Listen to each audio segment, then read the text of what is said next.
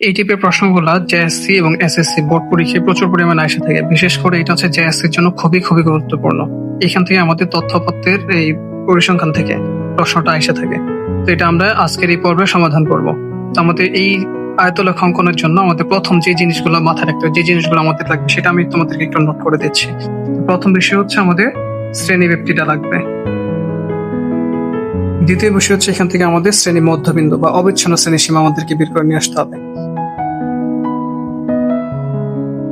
3 নম্বর বিষয় হচ্ছে এখান থেকে আমাদের লাগবে হচ্ছে গণসংখ্যা। তো এই তিনটা জিনিস আমাদেরকে অবশ্যই নোট করতে হবে। এটা তোমরা পরীক্ষা হলে লিখবে না, আমি জাস্ট বোঝার সুবিধার জন্য এটা একটু নোট করে দিছি। তাহলে আমাদের উপরে যে প্রশ্নটা আছে এই প্রশ্নের আলোকে আমরা এই তথ্যগুলো নিয়ে একটা সারণী তৈরি করে ফেলি। এখান থেকে আমরা আমাদের সারণীটাকে তৈরি করে ফেলছি। তাহলে এইবার হচ্ছে আমাদের এখান থেকে অবিচ্ছিন্ন শ্রেণী সীমাটাকে বের করতে হবে। তাহলে এখানে এখন আমরা অবিচ্ছিন্ন শ্রেণী সীমাটা কিভাবে বের করবো? অবিচ্ছিন্ন শ্রেণী বের করার সহজ একটা যে পদ্ধতি আছে সেটা হচ্ছে আমরা আমাদের যে নিম্ন সীমা আছে, নিম্ন সীমা থেকে সব সময় 0.5 বাদ দিব, বিয়োগ করব। আর উচ্চ সীমার সাথে আমরা 0.5টা যোগ করবো, এটা সবচেয়ে সহজ উপায়। তো আমরা যদি এখান থেকে, এটা হচ্ছে নিম্ন সীমা, নিম্ন সীমা থেকে যদি আমরা 0.5 বাদ দিই তাহলে এখানে আমরা পাবো হচ্ছে 40.5। আর এখানে এই 45-এর সাথে আমরা যদি 0.5 যোগ করি তাহলে আমরা এখানে পাবো হচ্ছে 45.5। সেম আবার এখানে আসতে হবে, এই 46 থেকে 0.5 বাদ দিলে আমরা পাবো 45.5। আর উপরে এই 50-এর সাথে 0.5 যোগ করলে আমরা পাবো 50.5। এখন একটু খেয়াল করে দেখো যে এটার উচ্চ সীমা আর এটা নিম্ন সীমা যখন সেম সেম হবে তখন এটাকে আমরা বলতেছি অবিচ্ছিন্ন শ্রেণী সীমা। একইভাবে বাকি সবগুলোর ক্ষেত্রে কাজটা করে ফেলতে হবে।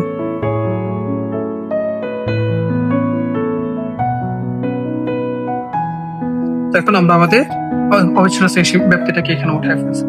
এখন আমাদের প্রথম কাজ হচ্ছে এটার যে সংক্ষিপ্ত একটা বর্ণনা, সেই বর্ণনাটা আমাদেরকে লিখতে হবে। বর্ণনাটা আমরা একটু পরে লিখে আগে আমরা আমাদের গ্রাফটা তৈরি করে নিই, দেখি আমাদের এখানে কত কত করা লাগে, তারপরে এই বর্ণনাটা ব্যাখ্যাটা লিখবো।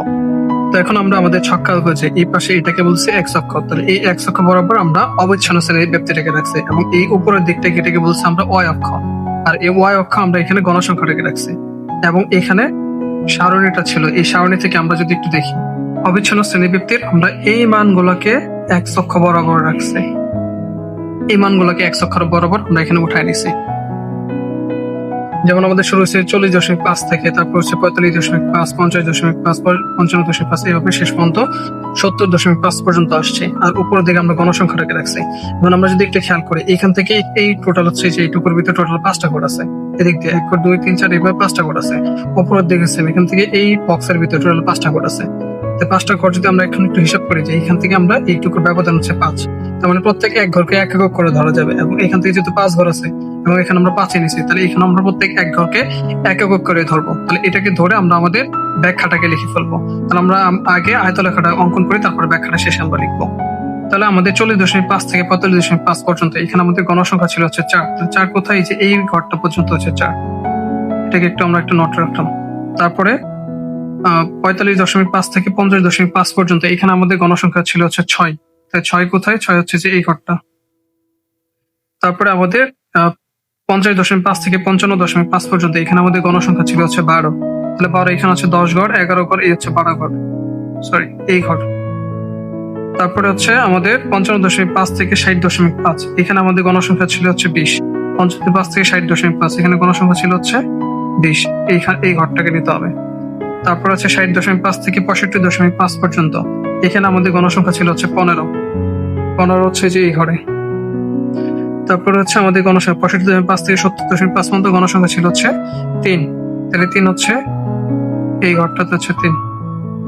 তখন এটাকে আমরা স্কেল দিয়ে ভাগ করে দেব।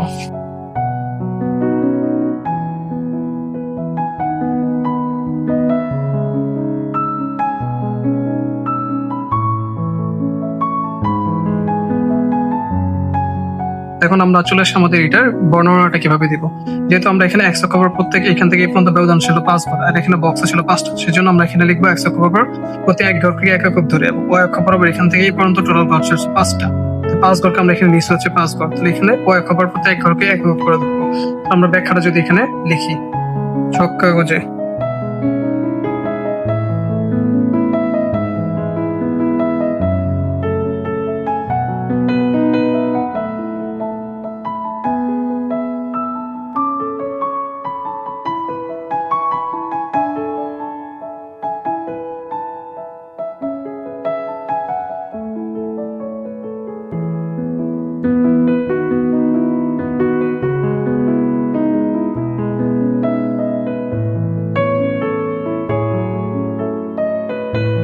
আমরা আমাদের ব্যাখ্যাটাকে লিখে দিব।